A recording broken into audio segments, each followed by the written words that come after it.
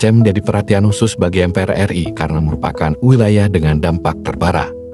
Sebanyak 15.000 paket sembako dan 15.000 paket ibadah diberikan pada belasan ribu kakak yang terdampak. Paket bantuan yang diberikan pimpinan MPR berupa mie instan, minyak goreng, obat oles anti nyamuk, popok anak, pembalut, Al-Quran, sarung hingga mukena. Pimpinan MPR RI memberikan bantuan kepada korban di 8 kabupaten kota di Provinsi Aceh yang terdampak bencana banjir bandang dan longsor pada akhir November 2025 lalu.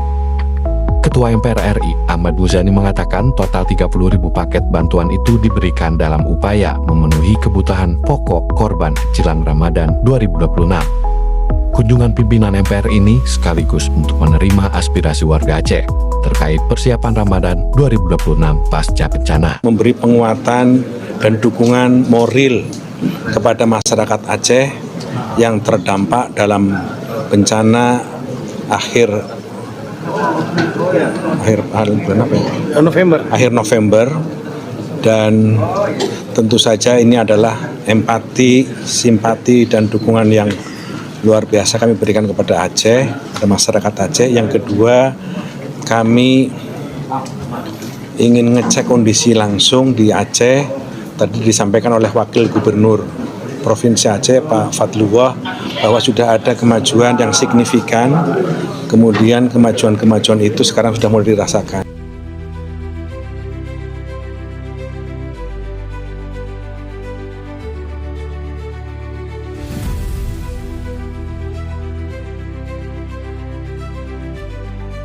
Wakil Gubernur Aceh Fadlullah meminta percepatan penyaluran berbagai bantuan dan program pemulihan bagi korban banjir dan longsor saat menerima kunjungan pimpinan dan anggota MPR RI di kantor Gubernur Aceh Selasa 10 Februari 2026. Kunjungan tersebut dalam rangka penyerahan bantuan bagi 8 kabupaten terdampak paling parah, yakni Aceh Utara, Biren, Gaya Luas, Aceh Tamiang, Aceh Timur, Pidijaya, Bener Meriah, dan Aceh Tengah.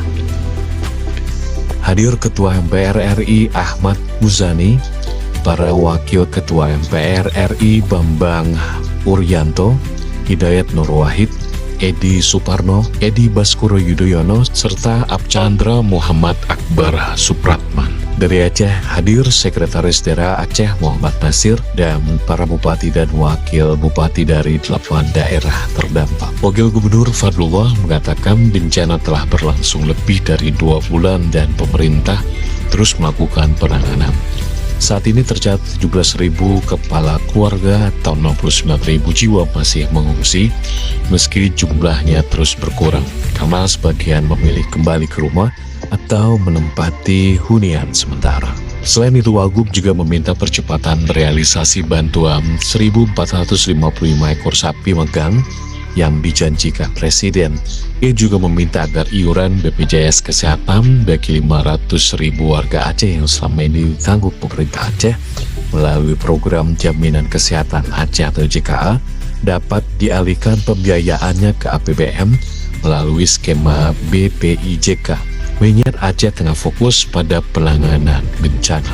Menteri Dalam Negeri Muhammad Tito Karnavian menyebut sejak pembentukan Satgas Rehab Rekon pada 8 Januari 2026, sejumlah sektor mulai pulih, mulai dari pemerintahan, layanan publik, pendidikan, akses darat, hingga aktivitas ekonomi dan sosial. Meskipun begitu, data pemerintah pusat masih mencatat 74.000 pengungsi di Aceh. Stok bulog saya tiap hari mendapat data. Bahkan saya minta untuk yang di agak kurang tuh di Bener Meriah. Kemarin saya lihat 500 ton. Itu harus ditambah. Pengalaman kita dan kasusnya bencana ini ya, di daerah yang di gunung-gunung ini, Bener Meriah, Aceh Tengah, Gaya Luas, Kota Sibolga, Nias, itu mereka terkunci karena selama ini belum pernah mengalami bencana ini. Sehingga logistik mereka hanya 2 hari 3 hari. Nah, sehingga saya minta kepada Bulog di Badan Pangan agar stok mereka 3 bulan.